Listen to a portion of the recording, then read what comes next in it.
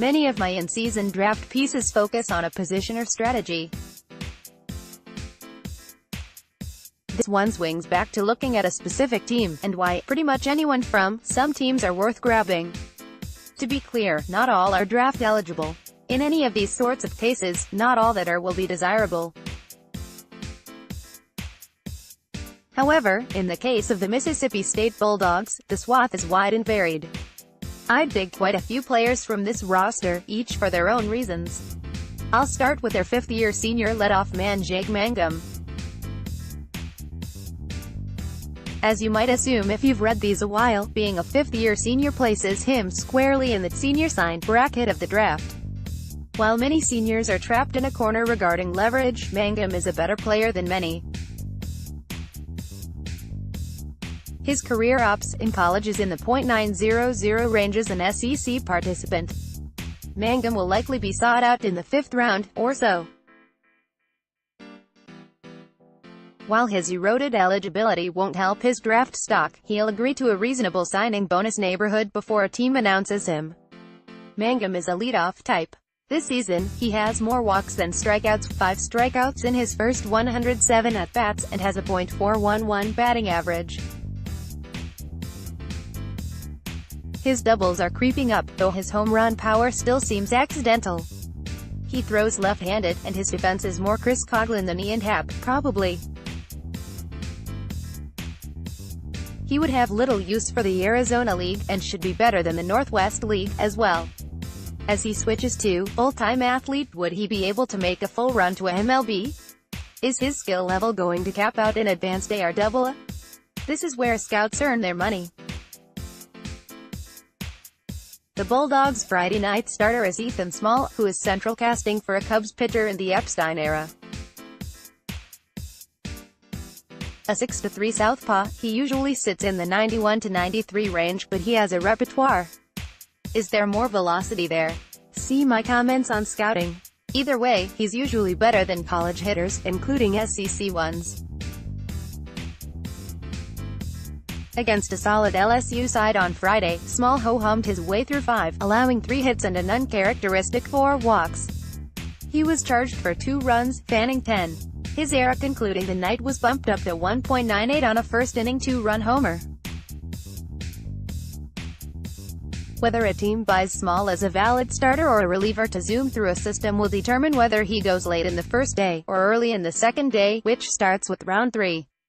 I'd be good with Small in the second round, though quite a few other players are on that page, as well. 6'6", Cole Gordon puts games away in Starkville. In 12 2019 innings, his control has been a bit erratic, but he's fanned 21, saving 7 of 11 games, and winning 2 others. He'd be a bit down my list as a relief choice, but he's a senior, as well. Getting Gordon for tuppence in the 9th or 10th round would be a reasonable low-end wager. While Mangum is the starting center fielder, Tanner Allen is listed as a center fielder, but plays first base. A sophomore eligible, Allen may be a bit of a tougher sign than the above players. He may have more upside than Mangum, but the selection would require more encouragement financially. Or, he may be ready to start playing. Allen has more power than Mangum, but would face a sterner challenge in Eugene. Elijah McNamee starts in right, and is likely a better hitter than Mangum. A senior, McNamee has also drawn more walks than he's given up strikeouts, and has positional value. Sign that sort of a background, with a degree of wood-bat success, in rounds A through 10, and be ecstatic for the addition to the family. Junior catcher Justin Skelton isn't quite the hitter that Mangum or McNamee are, but he makes sense around round 11 or 12 if he's willing to sign for the $125,000 standard bonus in those rounds. Otherwise, hard pass. As hinted, others on the squad will be as interesting in later drafts, when eligible. Some teams are good enough so it's of interest when a school pops on the board. Tracking where the Dogs are selected in June educates me on where the next batches of players should be selected. Draft selections are an asset for an organization. Maximizing talent from each cycle helps with sustaining success. Properly assessing where, for whom, is a part, as is having a system that players want to join. Selecting 8th round talent in the 4th sure changes the system.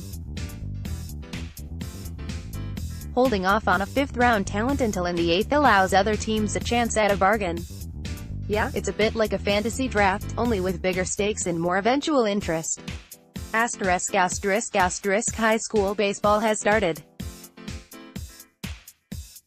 Whether you still receive dead tree news on your front porch or not, some outlet in your neighborhood likely covers local prep spots. While locals routinely support their local football or basketball teams, the same doesn't often happen regarding baseball. True, high school baseball games are played in the daytime, when many people are working. News of which players are best is likely available, if you're willing to seek it out. The best teams in the Rockford area aren't in Rockford.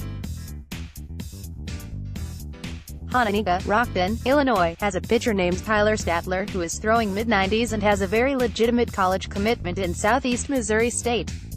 I recommend you read the article, if just for his injury backstory. Harlem, McChesney Park, is a good squad, also, and opposed Quinn Priester, 31st with a bullet on Fangraphs list Tuesday night in Cary Grove, Illinois. Yes, you can support baseball by watching it on television, or listening on radio, but watching kids play is something different. It may well be inconvenient. It won't be to the level you're used to. Going to a local game of baseball, particularly if the teams playing are reasonably good, encourages the younger generation to play.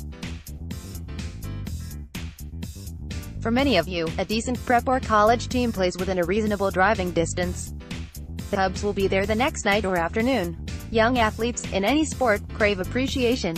You do, or you do not. Priester and Estes combined for the no-hit effort in the 5-0 win over Wakanda at Rent One Ballpark. Multi-hit games from Stengren, Janish, and Priester. Trojans resume action tomorrow morning against Warren, Cary Grove Baseball, at CG Trajan Baseball, March 27, 2019. Part of getting the draft mindset is learning about scouts. Here's an article on Diamondbacks scout Mark Ross. The Snakes can reboot their farm system this June makes it particularly poignant. In about 5 years, Arizona might be legitimate if the front office does June properly. This past weekend's action didn't have many major tremors, yet. Hunter Bishop went very deep, again, and SEC arms trended toward really good, again, particularly some of the 2020 options. I expect the talent pool should be quite solid the next 2 years. This year's strengths into the second day of the draft should be middle infielders and right fielders. Adding 3 or 4 valid MLB options should be possible, though not necessarily likely.